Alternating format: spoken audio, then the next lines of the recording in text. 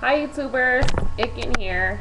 Okay, I know I promised to come on yesterday and show you how my hairstyle came out, but I just had too much to do. By the time I went to bed, it was 12 o'clock, and I went grocery shopping. I had to put everything away. I still had to eat dinner, so it was just I wouldn't be able to do it. So today I'm going to weave my hair. Now I left a lot of my hair out, way more than I normally leave out. As you can see,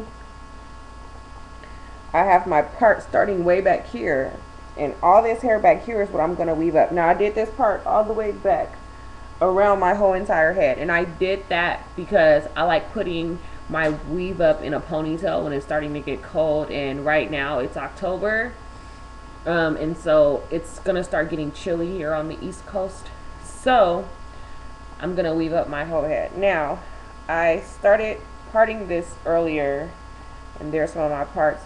When I do a ponytail weave, I don't do my cornrows as small as I would if I were to do a down, like a style where I wanted to leave most of it down.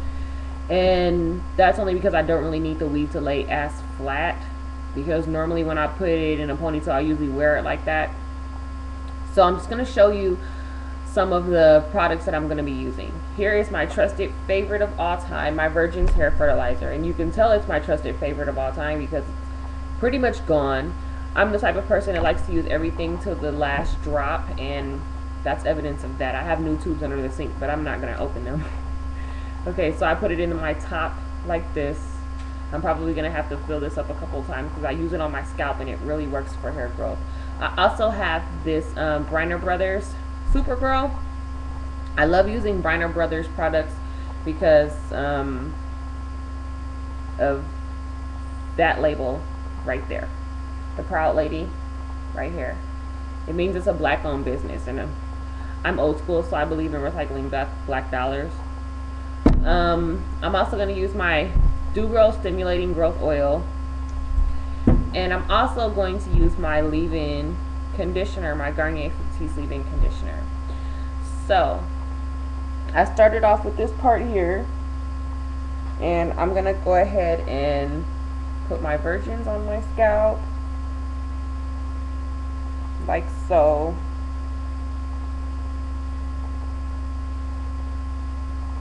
Okay, now that that's on my scalp, I'm going to go ahead and put my Bryner Brothers.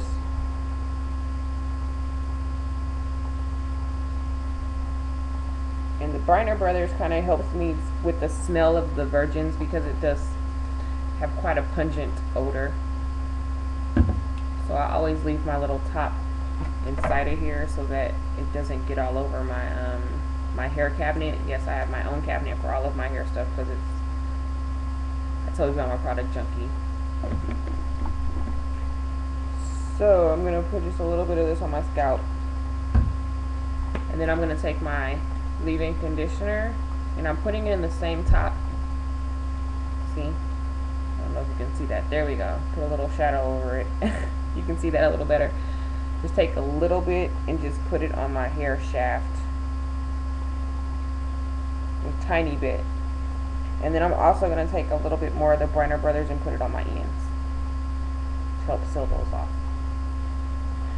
Okay, so I'm going to French braid this, and I'm going to try to do it as tight as I can because I'm probably going to be wearing this hairstyle for a whole month.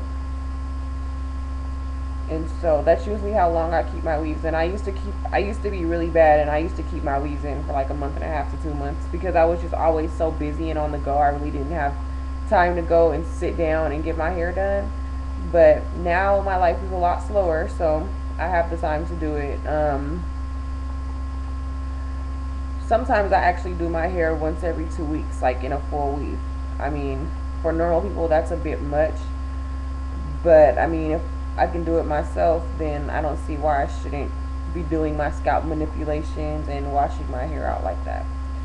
But for the colder months like this, when it's getting cooler, my scalp doesn't bother me as much as it does in the summertime, and so I'm able to get away with it. So okay, if you notice that my French braid doesn't go all the way to the back, and I'll tell you why. I like beehives for weaves, but I can't do my own beehive, so I'll kind of fake it.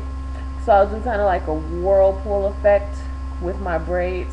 So I'll start this one here and end it here, and then I'll start the next one like in the middle of the one that I started and go a little further and go further and further and further.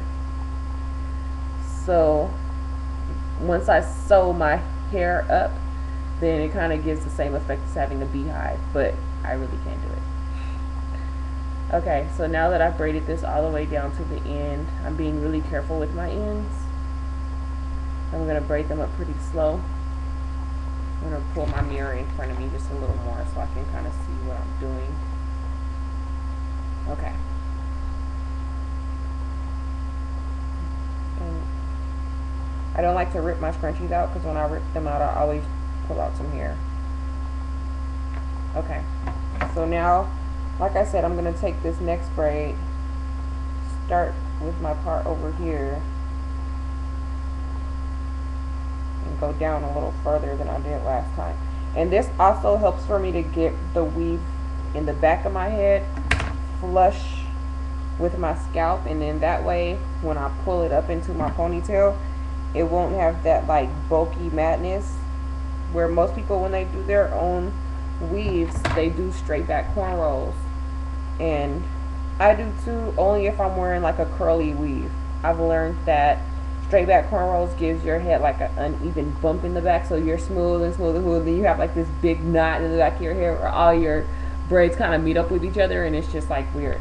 So there I am, and I'm gonna go ahead and now greasing your scalp is very, very important.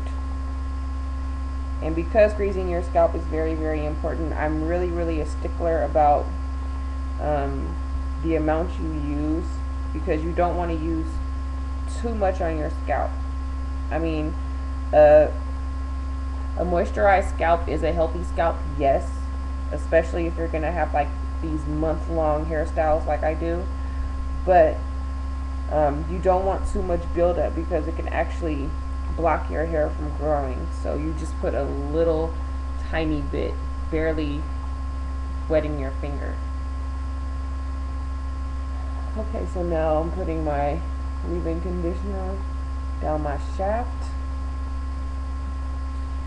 and I'm gonna put a little of my Bronner Brothers on my ends, and I always make sure that I get my ends really good. Now here's something that I have to tell you. I used to use coconut oil. I used to, like with my clients, I used to slather this virgins on their scalp and then grease their hair all the way down to the ends with coconut oil, and I also got very good results with that. And the reason I changed, well, there's not really a reason that I changed, you know. Honestly, I feel like grease is grease. I don't like the grease with all the little plants and stuff in them. They do smell like candy, and I used to love them when I used to wear my hair in braids, you know, back in the day. But it's really not sufficient when you're weaving, because a lot of the times, if your client's scratching their hair, if they don't use their hairpin and unfold it like how I do, like unpin their hairpins and go in there, they use their fingers and it gets on the hair, and then you have all these little twigs and stuff, and people are like, you got twigs in your hair. So that's pretty much why I don't use like the African prides and stuff, even though they do smell like candy and I love them and they help to mask the smell. But this, I've been using this for a couple of years now, but I've been using the coconut oil for like a decade or so. So I don't really have a reason why I switched. Oops, I almost forgot my oil. I don't really have a reason why I switched. I just did. They both smell nice. I just look for stuff that smells nice. I don't really go. It says Super Grow on there, and it says it's rich in proteins. It says it has sage and sulfur. Sulfur's good for your dandruff. Sage is, you know, they say sage keeps away like bad spirits. So, and it has coconut in there, and it says it has a miracle hair aid. Miracle hair aid, really? No. The miracle hair aid is you taking care of your hair. It's not, you know, pulling it like it's wool, and you know, you can't pull your hair too tight. You know, it's pretty much dead once it leaves your scalp, so you're taking care of death, really. You know, so you have to treat it accordingly. Like, it's not like how, like, you cut your hair and, oh, it's going to heal itself, or you break your hair off and, oh, it's going to heal itself. No, it stays broken off, it stays damaged, and then your hair just continues to grow. So all the broken and all the damaging that all the breaking and all the damaging that you're doing to your hair is still there. And that's why we get our ends trimmed, and that's why our ends kind of look bushwhacked sometimes, because it's still there.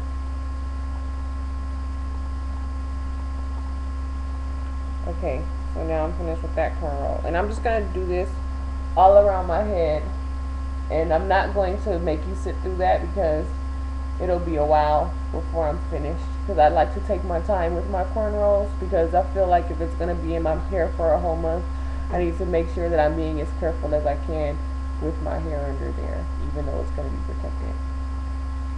So with that said, I'm going to go ahead and sign off. This will probably be 1, 2, maybe 3 to 4 part series, and I will see you later, alligators.